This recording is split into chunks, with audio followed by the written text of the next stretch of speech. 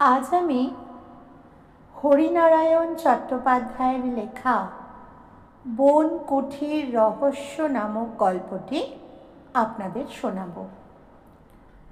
চিঠিটা পেয়ে রীতিমতো আশ্চর্য হয়ে গেলাম। বছর 10 তো হবেই, মানে কলেজ ছাড়ার পর থেকে সুকুমারের সঙ্গে আর দেখা হয়নি। শুনেছিলাম ওড়িশার এক জঙ্গলে কাঠ কেটে চালান দিচ্ছে, ব্যবসায় বেশ 2 পয়সা করেছে। কলকাতায় সে আর আসেই না। চিঠিতে লেখা ছিল, ভাই, আমার বড় বিপদ, তুই আমাকে বাঁচা, যত তাড়াতাড়ি পারিস চলে আয়। কটকে নেমে ট্যাক্সিতে সারানার জঙ্গলে চলে আসবি। আমার বাংলোর নাম বনকুঠি। যাকে জিজ্ঞাসা করবি সেই দেখিয়ে দেবে। আসিস ভাই, তোর আশায় রইলাম। ইতি সুকুমার। চিঠিটা পেয়ে খুব চিন্তায় পড়ে গেলাম। কি এমন বিপদ হতে পারে সুকুমারের? ব্যবসার জন্য যদি টাকার দরকার হয়ে থাকে, তাহলে আমি আর কি সাহায্য করতে পারি? আমার সামান্য চাকরি, একলা মানুষ, তাই কোনো রকমে চলে যায়। তবে কি ওখানকার মজুরদের সঙ্গে কোনো রকম গোলমাল বাঁধল? তাহলেই বা আমি কি করতে পারি? যাই হোক, বিপদ যখন লিখেছে তখন একবার যাওয়া দরকার। অফিস থেকে 10 দিনের ছুটি নিয়ে বের হয়ে পড়লাম। কটকে নামলাম সন্ধ্যা 6টায়। স্টেশনে অনেক ট্যাক্সি রয়েছে, কিন্তু সারানার জঙ্গলে যেতে কেউ রাজি নয়।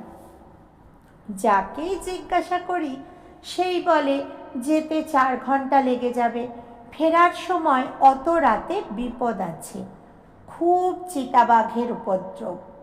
2-1জন বলল, রাতটা ওয়েটিং রুমে কাটিয়ে সকালে যান না কেন? ভেবে দেখলাম সেটাই ঠিক হবে। নতুন জায়গা, বিশেষ করে জঙ্গলে রাতে না যাওয়াই ভালো। ওয়েটিং রুমে রাতটা কাটিয়ে সকালে ট্যাক্সি ধরলাম। শহর ছাড়িয়ে বেশ কিছুটা যাবার পর জঙ্গলের এলাকা শুরু হলো। বড় বড় শাল আর কেঁদো গাছ, ঘন লতার ঝোপ, সূর্যের আলো বন্ধ, দিনের বেলাতেই আবছা অন্ধকার। একটু এগিয়েই ট্যাক্সি থেমে গেল। আর পথ নেই। কি হলো? আর রাস্তা নেই, আপনাকে হেঁটে যেতে হবে। সারানার জঙ্গল কত দূর? এই তো শুরু হলো। ট্যাক্সি ড্রাইভার আঙুল দিয়ে একটা ফলকের দিকে দেখিয়ে দিল, তাতে লেখা সারানা জঙ্গল। জিজ্ঞাসা করলাম, আচ্ছা, বনকুঠি কতটা দূরে হবে? তা বলতে পারবো না, আপনি নেমে খোঁজ করুন। অগত্যা ভাড়া মিটিয়ে কাঁধে ঝোলা আর হাতে সুটকেস নিয়ে নেমে পড়লাম। সরু পায়ে চলা পথ ক্রমেই সংকীর্ণ হয়ে এলো।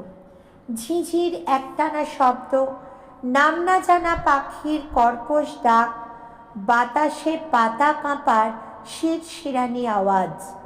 এই অজগর জঙ্গলে সুকুমার থাকে কি করে? অর্থের জন্য মানুষ বুঝি সব কিছুতেই অভ্যস্ত হয়ে যায়। বেশ কিছুটা যাবার পর জনাতিনে কাঠুরিয়ার সঙ্গে দেখা হলো। সকলের হাতেই কুড়াল, ঝুড়িগুলি টুপির মতোই তারা মাথায় পড়েছে। তাদের প্রশ্ন করলাম, আচ্ছা, বনকুঠি কোন দিকে? তারা নিজেদের মধ্যে কি যেন বলা বলি করলো।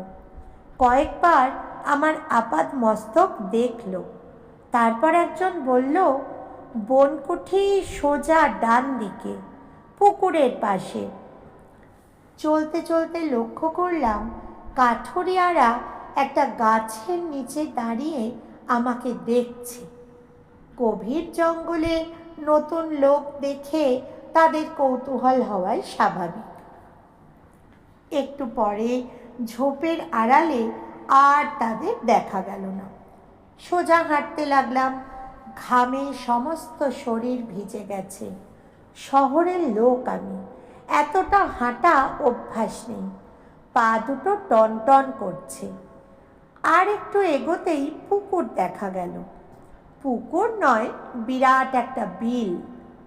জল কিন্তু দেখা গেল না, পদ্ম পাতায় ভর্তি। তার পাশেই একটা বাংলো, একতলা। চারপাশের রঙের সঙ্গে মিলিয়ে বাংলোর রঙও সবুজ। ছোট্ট গেট, গেটের ওপর একটা লতা উঠেছে, তাতে বেগুনি রঙে থোকো থোকো ফুল। চমৎকার বাংলো, পথের কষ্ট যেন নিমেষে মুছে গেল। গেটের কাছ বরাবর গিয়ে নজরে পড়ল একটা কাঠের ওপর সবুজ রং দিয়ে লেখা বনকুঠি। গেট ঠেলে ভেতরে ঢুকেই দাঁড়িয়ে পড়তে হলো। দরজায় তালা ঝুলছে, তার মানে সুকুমার নেই, বেরিয়েছে হয়তো। কতক্ষণ অপেক্ষা করতে হবে কে জানে। সুটকেস আর ঝোলা পাশে রেখে দেওয়ালে হেলান দিয়ে বসে পড়লাম। বেশ ঝিরঝিরে বাতাস বইছে। ক্লান্ত হয়ে ঘুমিয়ে পড়েছিলাম। যখন ঘুম ভাঙল, ঘড়ি দেখে চমকে উঠলাম। 2 ঘন্টা পার হয়ে গেছে, তখনও দরজায় তালা ঝুলছে। বুদ্ধি করে ঝোলার মধ্যে পাউরুটি আর কলা এনেছিলাম। কটক স্টেশন থেকে ফ্লাস্কে গরম চাও ভরে নিয়েছিলাম। আপাতত তাই খেয়ে প্রাণ বাঁচালাম। নেমে কিছুক্ষণ পায়চারি করলাম। সব জানলা বন্ধ। সেটাই অবশ্য স্বাভাবিক, এই ঘন জঙ্গলে কেউ জানলা খুলে বাইরে যায় না। জানলা দিয়ে বাইরে থেকে সাপখোপের ঘরের মধ্যে ঢুকে পড়ার 16 আনা সম্ভাবনা। আরও 2 ঘন্টা কাটল, সুকুমার কিন্তু ফিরল না। চিন্তায় পড়লাম। এমন তো নয় সুকুমার কলকাতায় চলে গিয়েছে। আমি যে আসবই সেটা তো তার জানবার কথা নয়। তবু চিঠি যখন আমাকে লিখেছে, তখন আর 2 দিন অপেক্ষা করা উচিত ছিল। দরজার কাছে এগিয়ে গেলাম। খুব কম দামি মরচে পড়া একটা তালা ঝুলছে। জোরে কয়েকবার টানতেই তালাটা খুলে এলো। বাড়ির মধ্যে ঢুকলাম। একটা খাট, বিছানা পাতা, একপাশে আলমারি, বোধহয় কাপড় জামা রাখার, একটা গোল টেবিল, একটা চেয়ার। খিদে চোখে অন্ধকার দেখছি। ছুটে রান্নাঘরে গেলাম। একটা জালের মিক্সার খুলতেই দেখলাম চাল, ডাল, আলু আর ডিম রয়েছে। নিচে একটা স্টোভ। রান্না করার অভ্যাস আমার ছিল। একসঙ্গে চাল ডাল চড়িয়ে দিলাম, তার মধ্যে আলুও ছেড়ে দিলাম, 2টো ডিমও ভাজলাম। খাওয়া সেরে নিলাম। সুকুমারের জন্য খিচুড়ি আর ডিম ভাজা আলাদা করে রেখে দিলাম।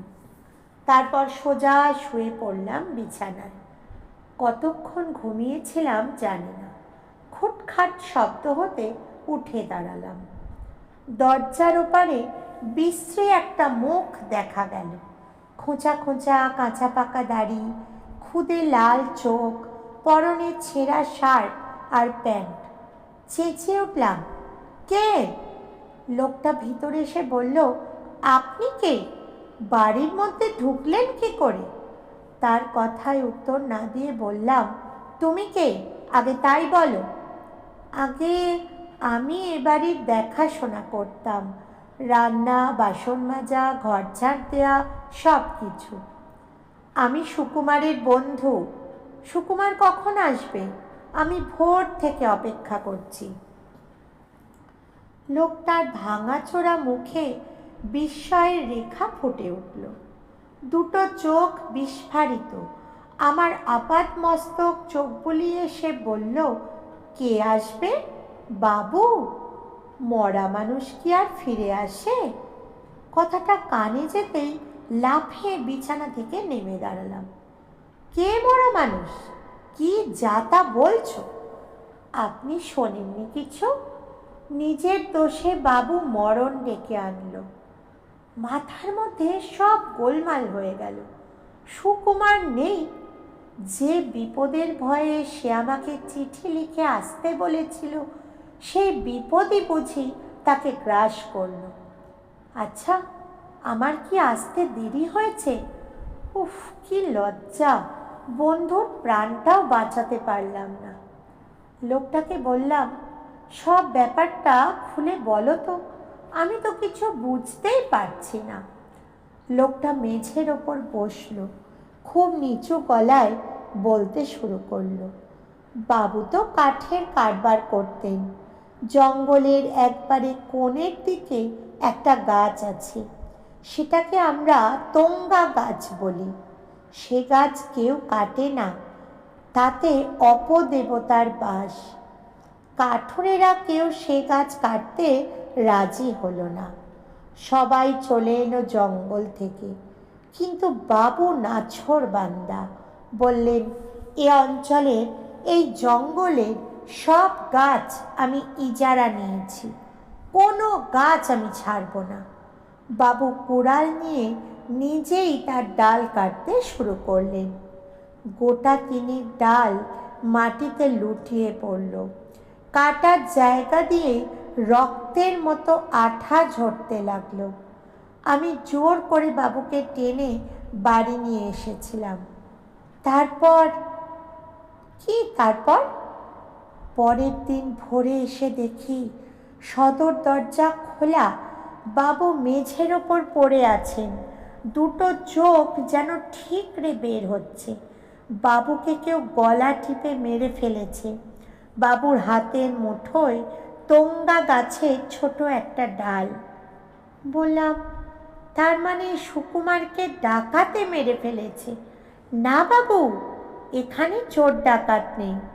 এত গভীর জঙ্গলে কে আসবে ডাকাতি করতে? ডাকাত হলে বাবুর টাকা কড়ি জামা কাপড় সব নিয়ে যেত না? কিচ্ছু কেউ ছোঁয়নি। তাছাড়া বাবুর আর এক হাতের মুঠোয় একটা কাগজ ছিল, তাতে লেখা, তোঙ্গা বাবার কোপ থেকে আমাকে বাঁচাও, আমার বড় কষ্ট হচ্ছে। তোঙ্গা গাছের শক্ত ডাল আমার গলা চেপে ধরেছে। উফ! কাগজটা কোথায়? এই যে বাবু। লোকটা উঠে রান্নাঘরে গিয়ে একটা হাঁড়ির মধ্যে থেকে ডায়েরির একটা ছেঁড়া পাতা নিয়ে আমার হাতে দিল। লোকটা যা বলেছিল সেই সবই কাগজে লেখা রয়েছে, সুকুমারেরই হাতের লেখা। জিজ্ঞেস করলাম, তুমি বাংলা পড়তে পারো? বলতে পারি বাবু, পড়তে পারি না। তবে এ লেখা পড়লে কি করে? আমি পড়িনি বাবু, পুলিশের লোক এসেছিল খবর পেয়ে, তাদের মধ্যে একজন বাংলা জানত, সেই পড়ে শুনিয়েছিল। কাগজটা আমার হাতে ফেরত দিয়ে বলেছিল, যত সব আজগুবি কাণ্ড। কথাটা হঠাৎ আমার মনে পড়ে গেল। সব ব্যাপারটা কেমন সন্দেহজনক। অলৌকিক ব্যাপারে আমার মোটেই বিশ্বাস নেই। কতদিন আগে ঘটেছে এই ঘটনাটা?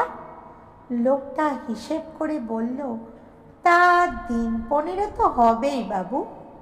মিথ্যে কথা, ধমক দিয়ে উঠলাম। 5 দিন আগে সুকুমার আমাকে চিঠি দিয়েছিল, এই দেখো সেই চিঠি। পকেট থেকে পোস্টকার্ডটা লোকটার দিকে এগিয়ে দিতে গিয়েই আমি চমকে উঠলাম। পোস্টকার্ডে একটি আঁচড়ও নেই, কেবল লাল লাল কয়েকটা ছোপ। সুকুমারের গলায় যে ধরনের লাল দাগের কথা লোকটা বলেছিল, অনেকটা সেই ধরনের।